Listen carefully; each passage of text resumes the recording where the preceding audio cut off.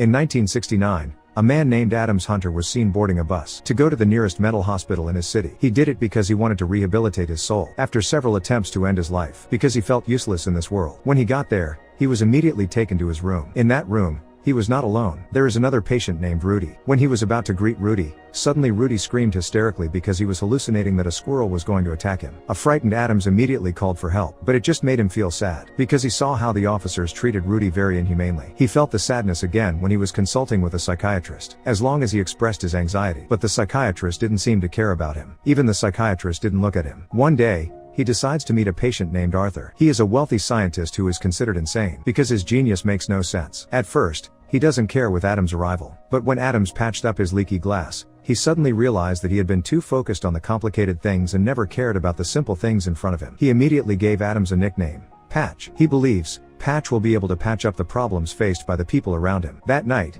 Adams couldn't sleep because Rudy was going to the toilet, but he was afraid of being attacked by his hallucinatory squirrel. Hearing this, he spontaneously acted like a hunter to invite Rudy to shoot the squirrels until they disappeared.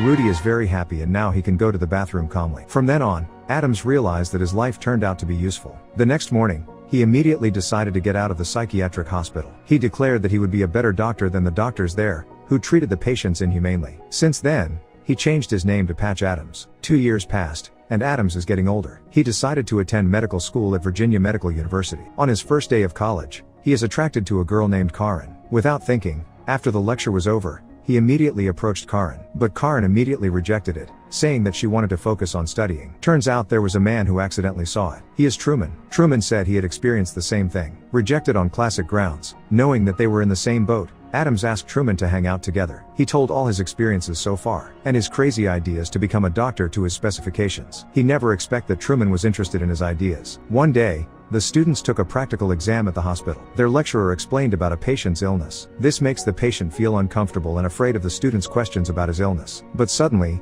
Adams asks the patient's name, and he greets the patient. It turns out that simple things like that can make the patient smile. After that, he quietly walked out of his group, and he visits a pediatric cancer patient who looks gloomy. Without thinking, he immediately amused them by becoming a clown using tools around him.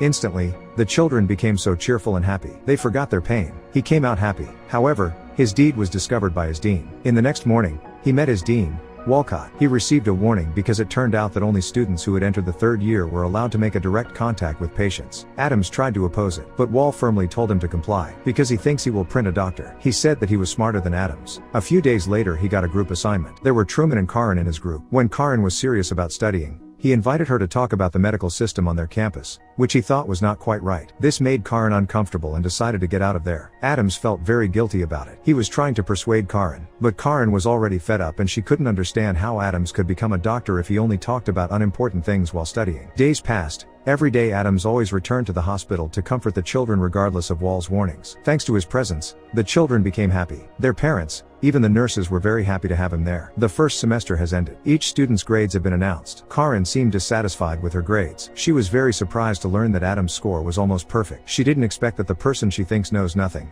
would turn out to be such a smart person. And from then on, she began to approach Adams, and she is willing to help him. In the evening, Adams invites Karen and Truman to comfort one of the patients at the hospital by giving a surprise and pretending to be an animal. And the patient is the hunter. The patient was very happy because he felt his dream had come true. Adams spontaneously asked the patient next to him, named Kennedy. It turns out that he has always played Saddam since childhood. And since childhood, he always dreamed of being able to swim in Saddam's pool. When he returned from there, Karen expressed her admiration for Adams. On that occasion, Adams tried to express his love. However, Karen did not answer him. She left Adams with her sweet smile. The next day, he tried to comfort a patient named Bill, who was known as a temperamental person. Confidently, she sang a song for Bill, but Bill instead cursed him and always talked about death. Frightened, Adams immediately rushed out of there to comfort the other patients.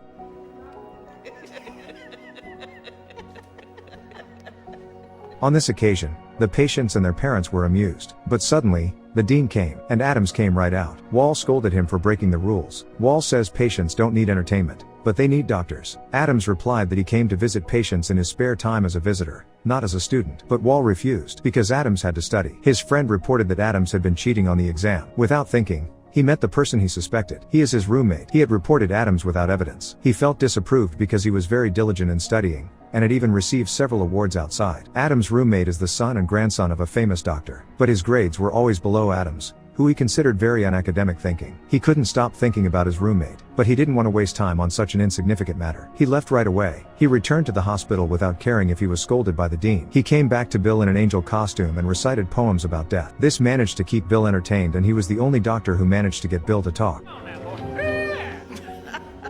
As the days passed, Wall announced that their campus would host a seminar for America's top obstetricians. According to tradition, every year, he will appoint one of the most outstanding students to welcome the doctors, and the chosen one is Adams. Several days had passed, and the day of the seminar had arrived. With pride, Wall showed off that he had prepared their campus hall as well as possible. But when he got there, he didn't expect that Adams had made a giant foot that depicted a woman who was giving birth. He was furious and again ordered Adams to face him. He was furious and he had decided to expel Adams from his college. Adams couldn't do anything, but the chancellor helped him. After he got reports from patients who felt very helped by Adams, and they feel that their quality of life is improving, Adams got permission to continue his studies, but he was not allowed to go to the hospital again as a punishment, until the lecture was over. In the evening, Karen came to Adams' dormitory. There, he got a birthday surprise from Adams and his friends. Adams read a romantic poem. However, he couldn't finish it and he promised to read the rest at the right time. After that, they talked. Karen said that she had never met a man as good as Adams. Suddenly she kissed Adams. It was the most beautiful night of Adams' life. In the middle of the night, Adams came to the hospital to meet Bill, who called him. Bill, who was not strong with all the pain, he begged Adams to sing the song that Adams used to sing when he first met him. Something about blue skies, singing a song, nothing but bluebirds. Holding back his tears, Adams sang, and at the same time Bill breathed his last. After Bill's death, Adams asked Truman to hang out to ease his grief. But in that place, he heard complaints from people there, who were dissatisfied with the service from the hospital. And according to them, the doctors there are very complicated. Hearing this, he suddenly had an idea. Then he left them. At that time, he met Karen to share his dream. He wants to establish a hospital that is not complicated but friendly to all walks of life. 2 years have passed. Adams took Karen to a hill. He said confidently that one day that beautiful place would become the hospital of his dreams. After that, he took Karen to a small hut not far from there. Truman was waiting for them in the cabin. The cottage was a gift from Arthur, his friend at the psychiatric hospital, which he will use as his clinic. Clinic without complicated procedures, full of entertainment and free. They are assisted by former patients in the psychiatric hospital first. They renovated the cottage with great joy. One night, Karen revealed her feelings that she had been holding back all this time. She couldn't deny that she had fallen in love with Adams, and she is willing to accompany him forever. If death had to separate them, then she would be a butterfly who would accompany Adams in the hard times. Like her dream as a child, she wanted to be a butterfly. Adams was very deeply moved. Later, they hugged. I've loved you for so. In the morning, Karen woke up and found Adams sitting on his bed. He recited his poetry, which he had not finished reading before. But before he could finish reading, suddenly Truman came in to report the supplies at their clinic had run out. Without thinking, he immediately went with Truman to look for all the shortcomings of their clinic needs. It was getting late, but they hadn't come home yet. Karen, who was at the clinic, received a call from a patient named Larry, who had previously been treated there. He asked someone to help him come to his house. He just wanted someone to listen to him. Karen goes to meet him. Arriving there, he was greeted well by Larry, even though his attitude looked a little suspicious. In the morning, Adams was summoned to appear before his chancellor. But apparently, he wasn't called for that. He was told that his girlfriend, Karen, found shot dead by a man named Larry. After that, Larry committed suicide. Hearing this, his body immediately went limp. He couldn't say anything. Karen's funeral day arrived, but he only dared to look from a distance. After everyone left, he approached Karen's box there. He read the last snippet of his poem, which he had never finished reading. Finally, he couldn't hold back his tears anymore. He rushed to pack his things from the clinic. He tried to stop, because he was sure that Karen died because of him. Truman tried to persuade him, but his efforts were in vain. Not only in the clinic, he also decided to drop out of college. Suddenly, his roommate restrained him. He apologized for his mistakes all this time. He realized that what Adams had done so far in treating patients was a very appropriate effort. He asked Adams for help, to be willing to help his patient named Kennedy, who did not want to eat. But he doesn't care. He just left her. He came to the hill, near his clinic. He felt his life was in vain. Then he decided to commit suicide in that place. But when he was about to jump, suddenly,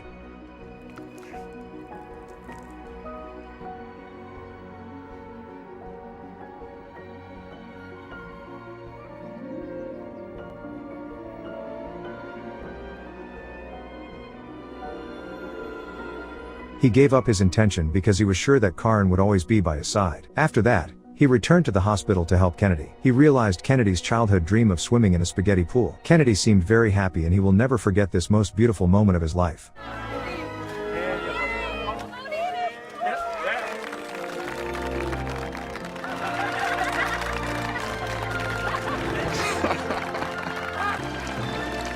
However, unexpectedly, suddenly a trouble came to him. He gets a letter saying that he has been expelled from college because he felt disapproved, so he immediately met Wall, who did not want to respond because everything is written in the letter. The main reason was because Adams opened the clinic without a permit. Wall said it made a lot of people, including patients, feel uncomfortable. Adams was furious with Wall's argument. He intends to appeal to the board of doctors. Several days had passed, and finally the open trial for betting on Adams' fate had begun. He was asked why he founded the clinic. He confidently replied that the medical methods at his college were inhumane, because it only emphasizes on the patient's disease and not on the patient. The patients who come to his clinic also become doctors because they care for each other and support each other. That is the real doctor's function.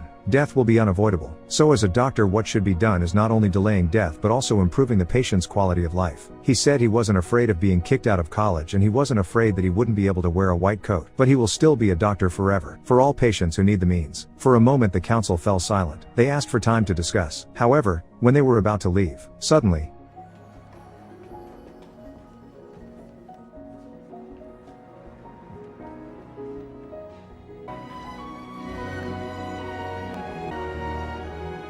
not long after, the board of doctors entered the room again. The board of doctors declared that the Adams clinic had not violated the law. They were grateful that he had helped so many people. They also praised his method. In closing, they told Wall that he had to learn more about medicine from Adams. Instantly everyone immediately gave a round of applause to Adams.